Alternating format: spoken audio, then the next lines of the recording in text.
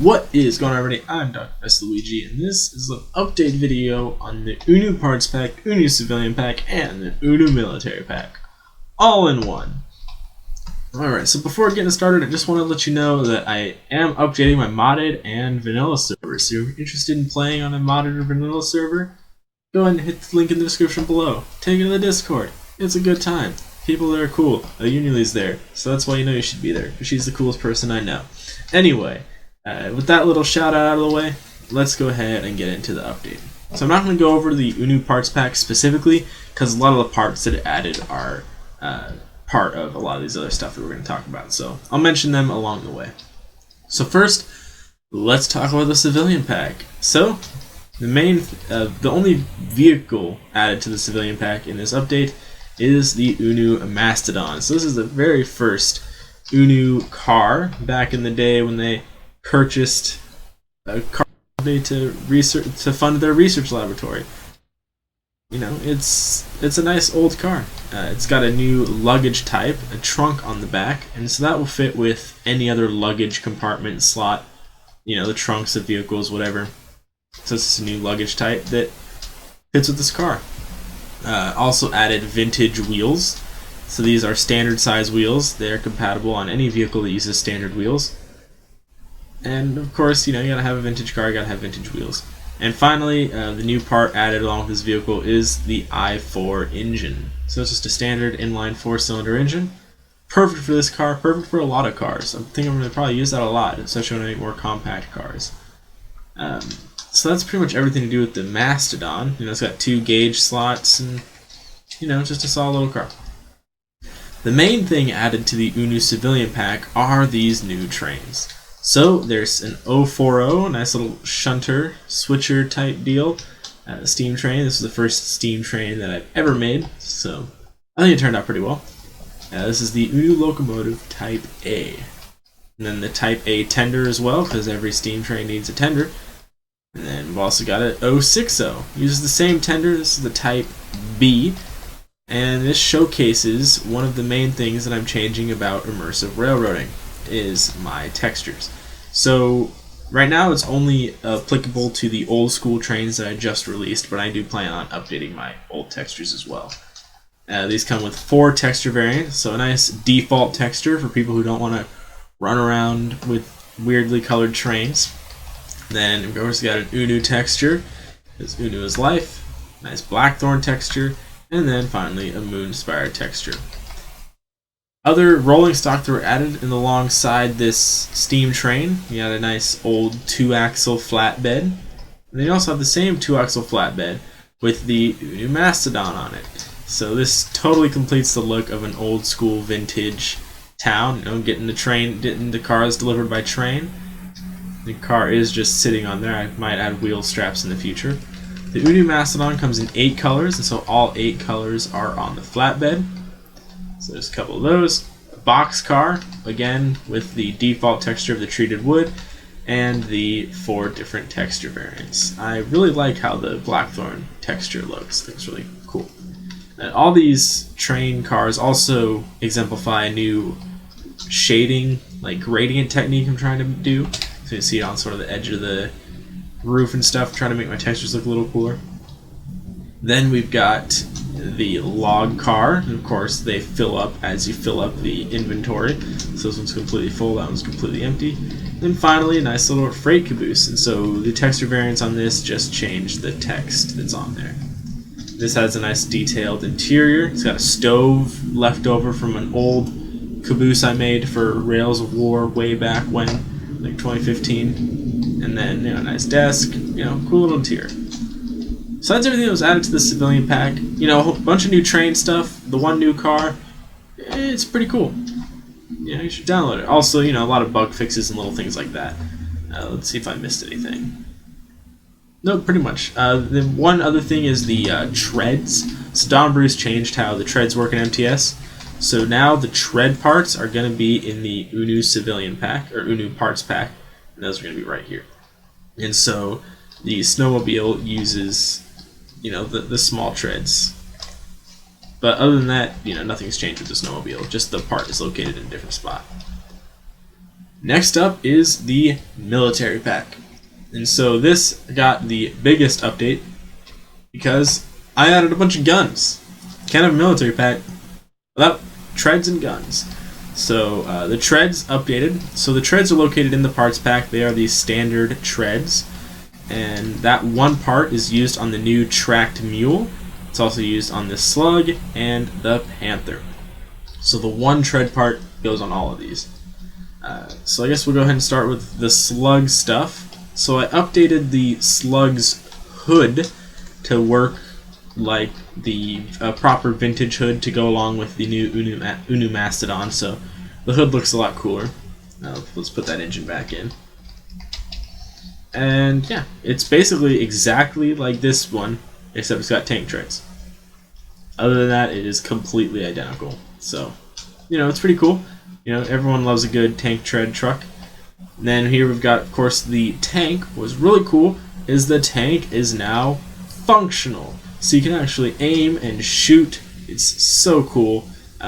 It totally doesn't blow itself up all the time because Don Bruce needs to fix some gun stuff. But other than that, it's pretty solid. Stuff a bunch of ammo boxes in the back, which is another part that was added to the UNU parts pack. We have these really cool ammo boxes.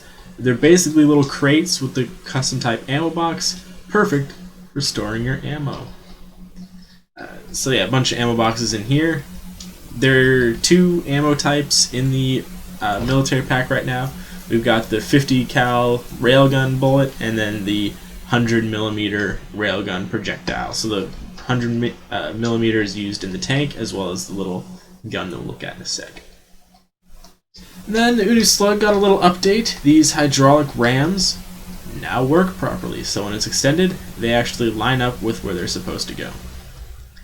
And so another thing that's added in the whole gun dealio is a new little Jeep, the Wolf. Now it has a turret on the back. There is still the normal non-turreted Wolf, and so that's the one that's already in the pack. This one is another different vehicle that has the turret. So you can see here it says with turret. And it uses the UNU Stinger. And so that's right back here. You can shoot some nice UNU brand bullets and spread some UNU brand justice. One neat little, detail with the UNU Stinger is it does have a gun mount that properly rotates with the gun, which is pretty cool. And it uses an UNU Invisi-Seat, so you notice that I was sitting there even though there's not a seat. That's because I added an invisible seat part. That way you can, sit. That way you can sit and, not have to worry about having a weird, ugly seat sticking out. And so that's automatically part of the gun. When you place the gun, that seat will automatically be there, so you don't have to worry about it. Perfect for other mod creators who say don't want to have have the seat model be part of their car, like if you're porting an old Flans pack or something. Very useful.